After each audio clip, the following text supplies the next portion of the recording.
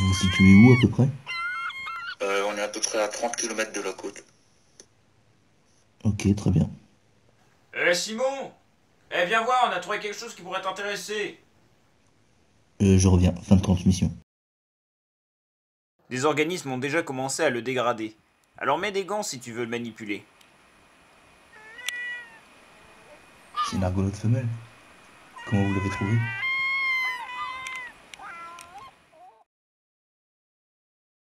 Il y a quelque chose qui est commun chez tous les animaux lors de la reproduction. C'est la fécondation. Les mâles possèdent des gamètes mâles, spermatozoïdes, et les femelles des gamètes femelles, les ovocytes. C'est la manière de les faire se rencontrer qui diffère. Chez les céphalopodes mâles, les spermatozoïdes sont emballés dans de petits sacs que l'on appelle des spermatophores. Les femelles possèdent des ovocytes au fond de leur manteau, dans la partie postérieure de la cavité paléale. Ces ovocytes ont été formés à partir de l'épithélium même de l'ovule et contient la moitié des chromosomes de la femelle, comme pour tous les gamètes. La rencontre entre les gamètes mâles et femelles formera une cellule œuf complète, c'est-à-dire avec le bon nombre de chromosomes, celui d'une cellule normale. Cette cellule va se multiplier pour former l'embryon, qui sera à l'intérieur de l'œuf. Pour faire se rencontrer leurs gamètes, les céphalopodes ont développé différentes techniques. La plupart des octopodiformes, comme les poulpes communs, ainsi que beaucoup de décapodiformes, de zones peu profondes comme les seiches, les sépioles, les calamars de récif, etc., possèdent un ou deux ectocotyles. Les ectocotyles sont des bras différenciés permettant d'acheminer les spermatophores jusqu'aux ovocytes de la femelle. Les bras ectocotylifiés ne sont pas les mêmes en fonction des espèces. Chez les octopodiformes, c'est un bras de la troisième paire.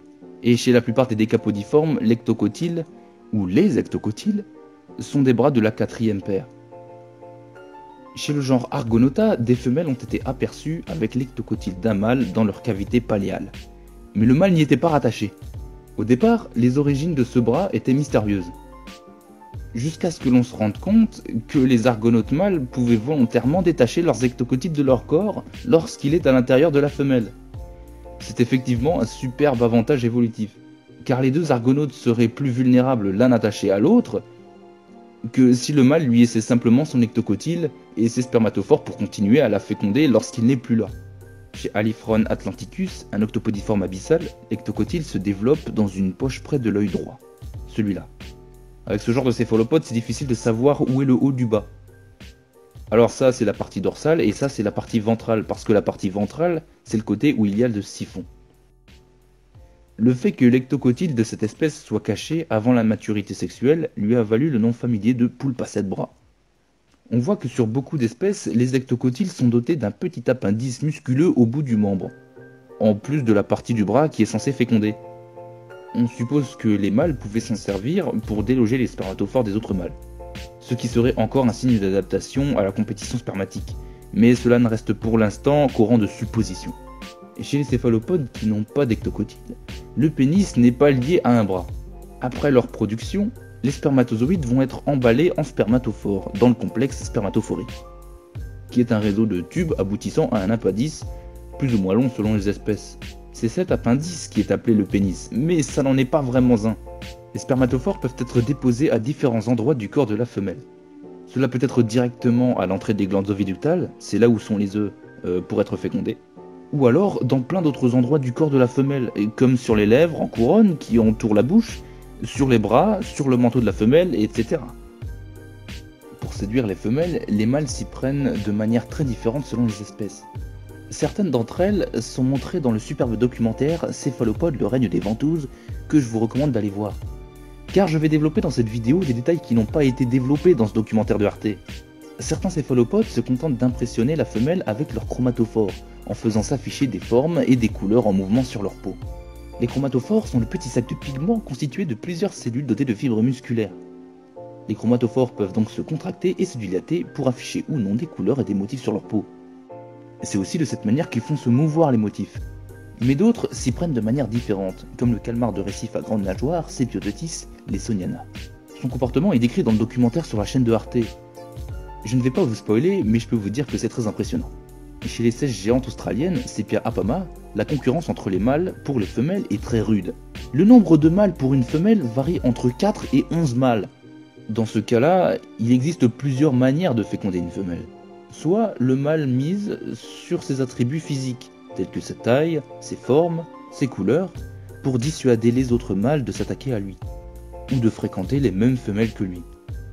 Soit, si le mâle n'est pas assez bon d'un point de vue physique, pas assez grand, pas assez coloré, etc., il devient un mâle parasite.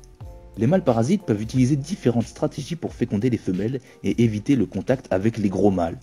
La méthode la plus connue est le travestissement. Un mâle cache ses bras de la quatrième paire, qui sont caractéristiquement larges chez les mâles de cette espèce, car ce sont les ectocotyles, et arbore les couleurs de la femelle.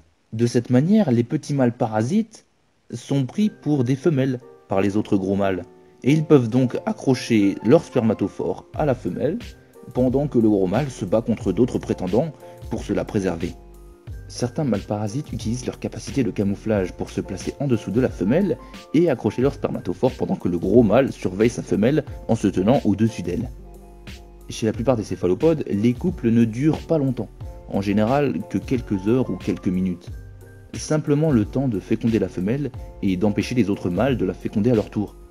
Chez Sepia apama, c'est la femelle qui féconde elle-même ses ovocytes, avec les spermatophores qu'elle a récupérés sur son corps. On appelle ça le choix cryptique des femelles. Comme il peut y avoir plusieurs mâles convoitant une femelle, des spermatophores provenant de mâles différents peuvent féconder des ovocytes d'une même femelle. Des analyses génétiques ont pu prouver que chez les œufs d'une même femelle, les pères pouvaient être différents. Avant que les œufs soient relâchés, ils sont recouverts de différentes substances par les glandes oviductales, qui permettent une plus grande solidité ainsi que d'éviter le dessèchement de l'embryon. On suppose que la sécrétion de l'enveloppe a lieu avant que les spermatozoïdes n'arrivent aux ovocytes, pour faciliter la fécondation. Chez les décapodiformes, les œufs sont en plus recouverts par une sécrétion de la glande ligamentaire, donc cela permet une grande protection de l'œuf. On aurait tendance à croire que là aussi les œufs sont recouverts après la fécondation, mais lors de fécondation in vitro, c'est-à-dire hors de l'organisme de la femelle, il a été démontré que les œufs ne sont fécondables qu'après avoir été exposés aux sécrétions ligamentaires. Donc, chez ces espèces, les spermatozoïdes sont obligés de nager difficilement à travers ces sécrétions visqueuses pour pouvoir féconder un œuf fécondable. La masse d'œufs fécondés va se gonfler d'eau et être pondue. Après la ponte, les œufs sont soit fixés sur une paroi, soit transportés par la femelle, soit libérés pour dériver au gré des courants sans protection parentale. Les argonautes femelles, par exemple, construisent une nacelle en calcaire qui ressemble aux coquilles des ammonoïdés ou à celle des nautilidés.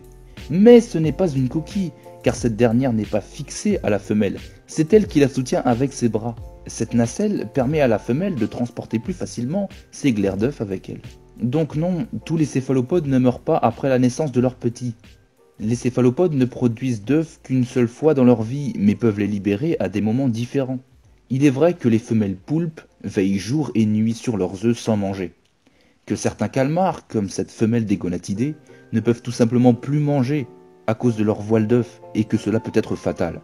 Mais ce n'est pas toujours le cas.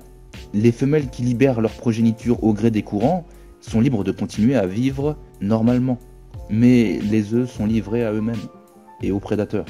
Un mal pour un bien. J'ai déjà parlé de migration verticale, c'est-à-dire du fond vers la surface ou de la surface vers le fond. C'était dans le premier épisode et c'était pour s'alimenter et échapper aux prédateurs. Mais je ne vous ai pas encore tout dit sur la migration verticale et je ne vous ai même pas encore parlé des migrations horizontales. On peut s'apercevoir que la plupart des migrations verticales consistent en une remontée vers la surface le soir pour profiter de l'obscurité et de l'abondance de nourriture la nuit, et dans une descente vers le fond le matin pour échapper aux prédateurs le jour. Les céphalopodes effectuant des migrations verticales peuvent parcourir jusqu'à 1000 mètres pour changer de zone. Certains céphalopodes effectuent leur migration verticale en suivant simplement le fond marin. C'est pour ça que l'on peut observer plus facilement des céphalopodes près des côtes la nuit avec une lampe waterproof. Les migrations horizontales quant à elles sont saisonnières. Elles consistent en un voyage des côtes vers le large ou du large vers les côtes. Elles peuvent aussi s'effectuer le long des continents, le plus souvent du nord vers le sud ou du sud vers le nord. Dryototis opalescens migre le long de la côte ouest du continent nord-américain. Si je vous parle de migration, c'est parce que la reproduction y est intimement liée. Il y a des endroits spécifiques où se rendent les céphalopodes pour se rencontrer et se reproduire. Ces lieux sont choisis par le faible nombre de prédateurs et la nourriture abondante. Ces lieux varient selon les espèces et ils ne sont pas toujours connus. D'autre part, heureusement, parce que lorsqu'ils sont connus, les pêcheurs affluent dans la zone en question à la date en question, histoire de bien jouer les tue-l'amour et par la même occasion de réduire significativement leur nombre. Certains juvéniles, comme ceux du genre Lechia, vivent moins profond que leurs adultes, tandis que les Vampirototis juvéniles vivent plus profond que leurs adultes. Tout ça pour dire que les mécanismes de vie des céphalopodes sont extrêmement différents en fonction des espèces et que l'on ne sait pas encore toujours pourquoi. Il reste encore beaucoup de choses à découvrir. Dans l'œuf, les céphalopodes se développent en adoptant plusieurs formes. Au départ, l'embryon n'est qu'un petit disque collé à une paroi de l'œuf. Les bras et la bouche vont se développer autour du centre du disque, tandis que les yeux, la tête, les branchies et tout ce que contiendra le manteau se développera à partir de la partie inférieure du disque.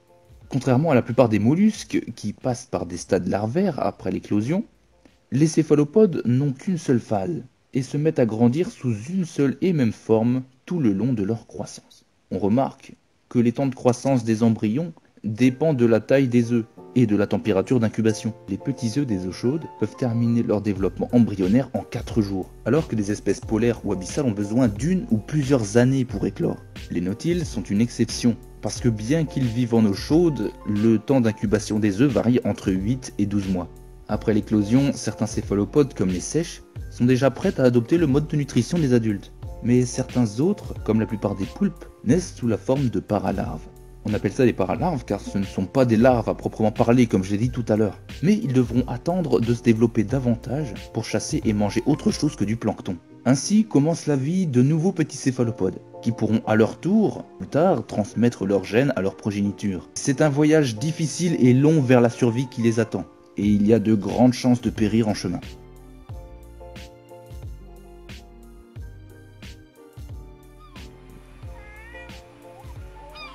Regarde, il y a des œufs dans la nacelle.